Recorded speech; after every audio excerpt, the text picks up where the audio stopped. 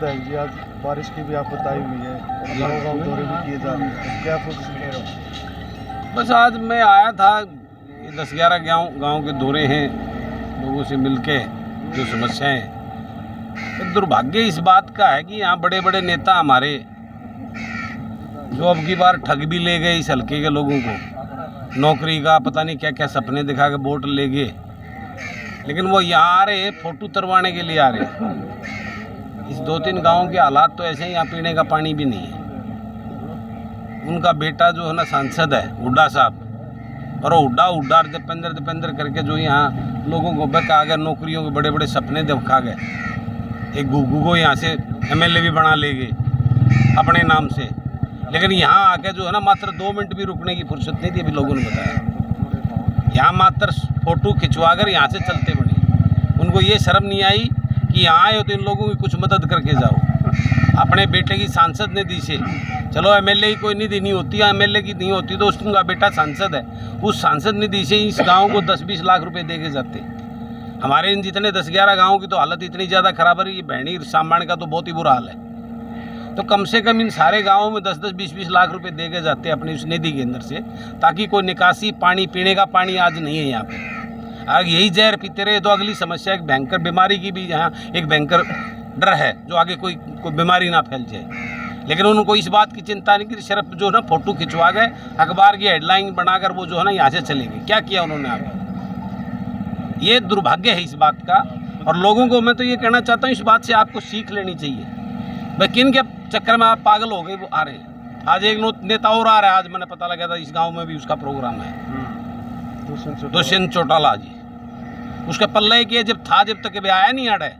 अरे फोटो खिंचवा कर अपने आप को नेता झाड़ने के लिए, आप चक्कर काटने के लिए, वो अपना फतेहाबाद सिरसा ने संभाल लो ना, जहाँ बुरा हाल है। यहाँ कलानौर बोला मैं मर मुंडाहाड़ और उसके चक्कर अपने रूट बना के चल रहे हैं। ये दुर्भाग्य, जब तक लोग इस बात को नहीं समझेंगे, जब तक ये व्यवस्था में परिवर्तन नहीं हो सकता। ये प्रॉब्लम आज की नहीं है, ये कई सालों पुरानी है।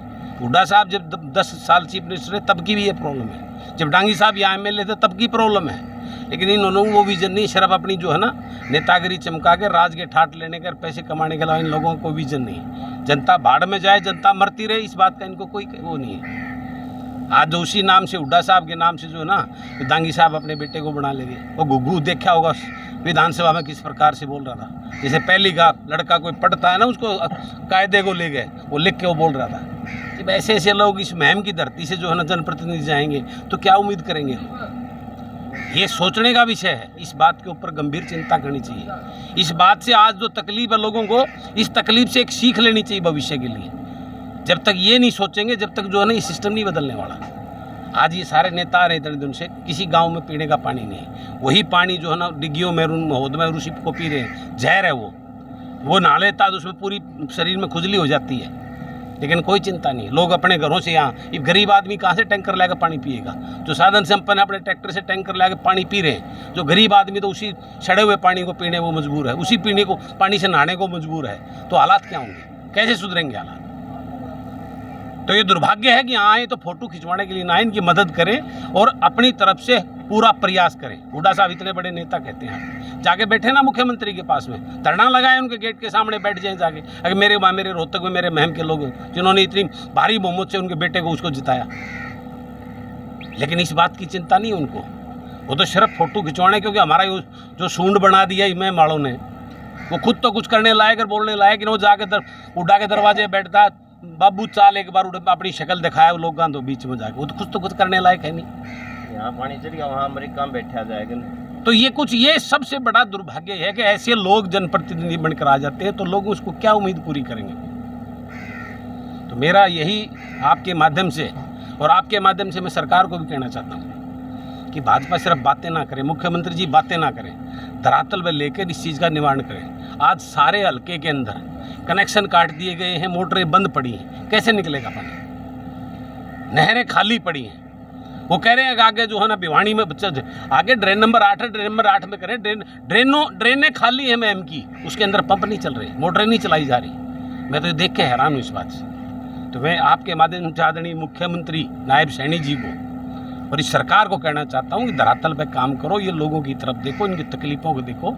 जो वास्तव में कितना बुरा हाल आज ग्रामीण अंचल का। पूरी तरह आज ये फसल बर्बाद हो चुकी है, आगे गेहूं की भी फसल की कोई उम्मीद नहीं लगती मुझे, अगर ये पानी ऐसे ही खड़ा रहा है तो। रात को आते हैं और वो बोलते हैं कि भी अगर मेरे को पानी उतारने के लिए लिंक नहर या ड्रेन खोदनी पड़ी तो मैं खोद दूंगा। ये आश्वासन भेड़ी महाराजपुर गाँव में नहीं दे के गए हैं लिंक, वो सरकार है, उनके हाथ में कलम में पावर है, खोदनी पड़ी क्या, वो कलम चला के जाके आदेश करें कि भाई जो जा करें। यही तो कह रहा हूँ, वो धरातल पे काम करवाएं सैनी साहब, उस काम को अमली जामा पहनाए जो बात करके जा रहे हैं। खाली बात करके ये नहीं मुख्यमंत्री है, उस बात से जो है ना लोगों को 1 दिन 2 दिन की तसल्ली तो मिल सकती है, लेकिन जब धरातल पे कोई काम नहीं होगा तो लोग हताश और निराश हो बैठे हैं। आज लोग उम्मीद छोड़ चुके हैं सरकार से, अरे नेताओं से। तो मेरी आपके माध्यम से यही मैं कहना चाहता हूँ सरकार को भी, और ये मठाधीश नेता जो अपने रोहतक की चौधर के नाम पर जिस प्रकार से मुख्यमंत्री बनने के नाम पर इस हल्के के लोगों को लूट ले गए, उनको धोखा दे गए, उनको नौकरियों के सपने दिखाकर इनकी वोट को लूट ले गए, वो शर्म करें कुछ, और अपने बेटे सांसद वो दीपू,